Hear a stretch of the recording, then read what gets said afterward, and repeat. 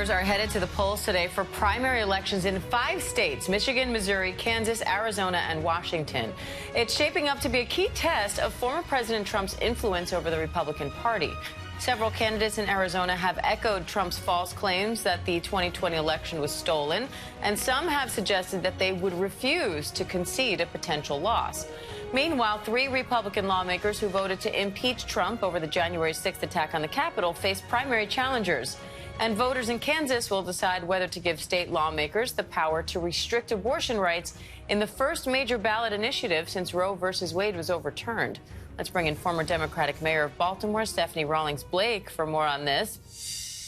And Mayor, abortion rights have become a key issue for Democrats in these midterms, and Republicans as well, obviously many coming in from different sides of the argument. So how important is this issue going to be when it comes to getting voters to the polls? Voter rights is it is critical. We see all over the country where Republicans who have challenged the 2020 elections are in key positions to make a difference, not just in this election cycle, but the next one. So these races, especially in these races where they're the Attorney General race in, I believe it's Missouri, and in the Secretary of State's races, they really play a key role.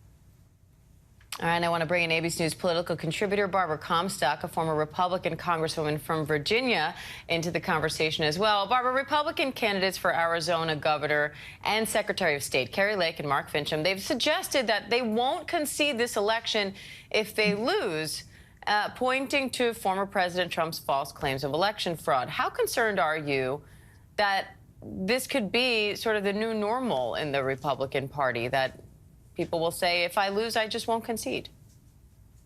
Well, it won't matter if they don't concede. If they don't win, then the nominee will continue to go to the race. I certainly hope neither of those candidates will win.